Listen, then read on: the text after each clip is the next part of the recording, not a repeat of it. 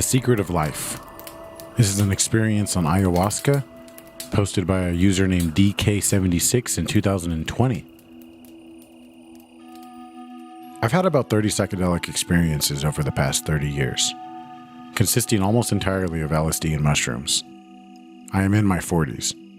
I would not consider myself a psychonaut because I was not intentionally going inward for the experience.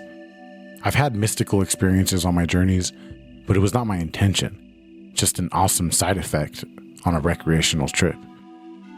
I had my last psychedelic experience when I was in my mid-30s, before I had my first son. This created a gap of 5 to 6 years. After a few years and what feels like a recent resurgence of interest and awareness in psychedelics, I felt a strong calling to go back. However, this time it would be with intention. I did mushrooms for the first time with the intention of going inward. I did it alone, which was also a first. It was a really great experience, but that is not what I am here to talk about today. This set the stage for me finding my way to an ayahuasca ceremony. As soon as I set my intention that I was seeking this, it found me. Looking back on the synchronicity of events is mind-blowing. About 4 months after my mushroom trip, I arrived at the ayahuasca ceremony on Friday, July 21st, 2017 in Northern California. It was on a farm in a temple with a female shaman, 2 helping guides, and 12 seekers, including me. 2.5 years later, it is one of the most important and profound experiences of my life. I have not had a strong experience since, but I am starting to feel the calling again. I was in good mental and physical health and followed the instructions to fast for 3 days on a strict vegetarian diet with no drugs or alcohol or coffee. I started writing down the experience that night and finished up in the morning. Then I typed it out and cleaned it up over the next couple of days. I included what I feel are the most important points of the experience. I omitted other parts that don't add much to the overall story. The whole experience lasted about 5 hours, with it being very strong for about 3. I was in a state of bliss for about 3 days after the experience. This is one of my favorite quotes, and I heard it on my drive to the ceremony. I think it sums up the experience perfectly. The secret of life is to die before you die, and find that there is no death. By Eckhart Tolle.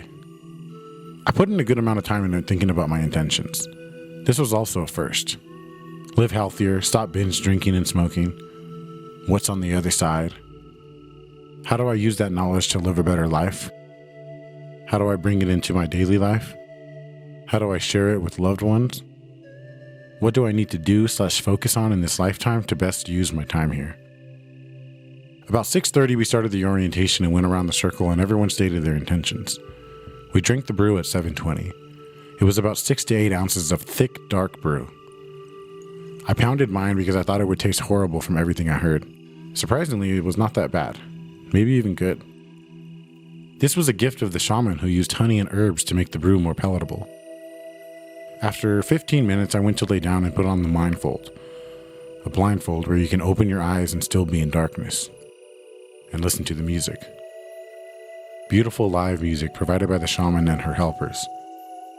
After probably another 15 minutes, my visions were getting stronger, and the space created a large theater, hall, or chapel, maybe 100 feet across or bigger. Distance doesn't really make sense in visions. Similar to Alex Gray's work, but more mathematically precise, like it was grown or built using the laws of science and nature, the universe. I was getting excited, waiting for something to happen, almost like the start of a show. Then the roller coaster pulled into the space. I was on it, and not my body, but my being and awareness. It felt exactly like the end of a roller coaster, with a quick rolling and turning, then a hard deceleration. I was told, or knew, okay, ride's over. The ride being my life. And I'm thinking, is that it? Wait, what the fuck? I remember feeling the worst sense of dread that I couldn't go back. I had been tricked, almost like, okay, this is what you've been searching for. You figured it out.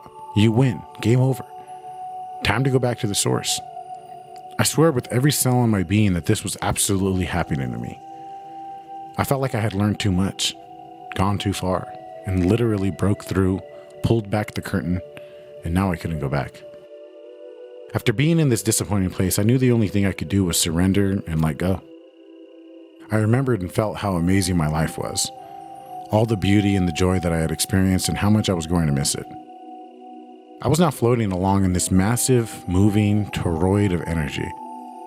It was rolling inwards from the top and moving counterclockwise. I knew I had to let go. There was no choice. I held on for as long as I could with so much love and affection for my life. The last thing was saying goodbye to my wife and boys. I hoped they would be okay without me. I couldn't talk about this part for almost a week without crying. As soon as I let go of my life, I felt myself being dissolved like grains of sand being pulled into the fractal toroid of energy. Then I thought I was going to be reborn. I felt like I was a new soul in a womb with heavy, labored breathing. This went on for a few minutes. I thought I was about to be reborn on Earth as a new human being, but that was not what happened. I was now in the middle of the toroid. It was black, silent, still, nothing. Vacuum. In the distance, the other side of the universe, I could see a huge, complicated, but perfectly balanced and efficient machine humming along. It was nothing like I'd ever seen before. Again, made up of fractal energy with big rotating sections and arms and levers. It was building something or keeping it moving. It wasn't good or evil, it just was. Everywhere there were towers growing out of 3D fractals. Again, it had no benevolent spirit, it just was. I was disappointed that I was in this soulless space. I felt the presence of other bored souls. What were we doing? What were we building? Why?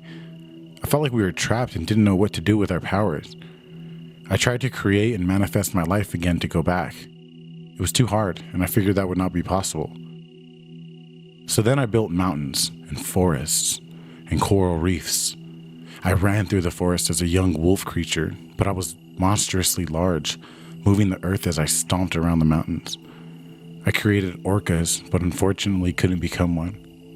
I created a futuristic San Francisco that was beautiful, but more like sculpture and not livable. I started to create an Eden-like planet similar to Avatar, but felt like it was cheating and boring to only have a perfectly good place. This was all interesting, but none of it stuck. I still felt trapped. Then it all turned around. I was guided to a small part of one of the fractal towers by a being. The being was a light green with white light radiating out of it, an asexual humanoid that was exuding love and light. I was shown that I had created my life. I was very capable of manifesting things in my life. I could see that the fractal tower was feeding life, my life, and it felt so good to know that I am a part of it. I was part of the source 100%. Everything in the universe is all one. I felt like I had become enlightened. I was then facing a different being, more like a Buddha. It had more colors and again was radiating pure light and love shining down on me.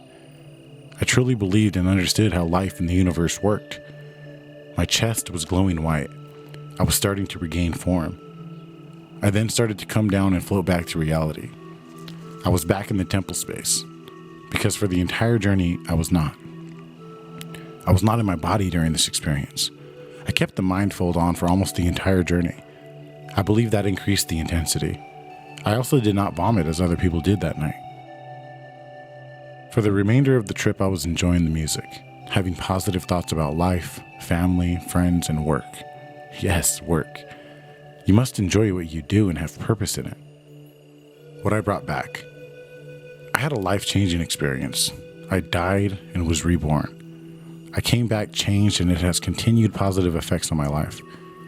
Before this experience, I believed in a higher power, God, and an afterlife.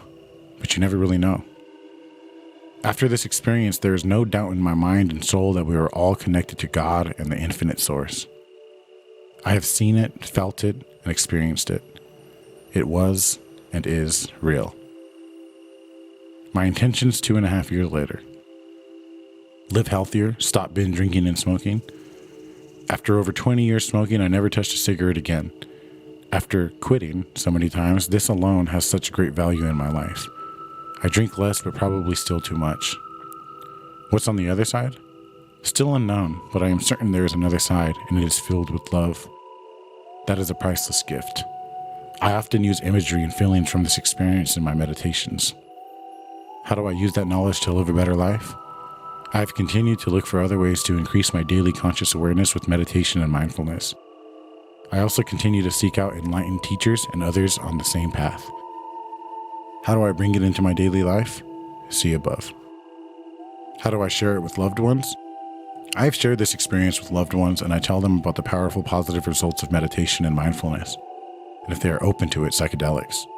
I'm an honest teacher to my young sons. What do I need to do / focus on in this lifetime to best use my time here? Be positive. Radiate love and kindness. Build beautiful and important things. I wrote that down the morning after. I try to do this every day. Building beautiful and important things is not as clear or easy. Hopefully that will become more apparent over time. Hopefully someday soon, this oppression of our consciousness by outlawing psychedelics will be over. This is not for everybody, and it is not easy or even enjoyable to see real transformation. People should know the truth and be given the option to choose as an adult. Thank you guys for listening. I hope you guys enjoyed the story. Please give the video a thumbs up if you enjoyed. Subscribe for more trip stories like this. Check out the join button at audible484.com to help support the channel. Be happy, be yourself, and I'll see you guys next time. Peace.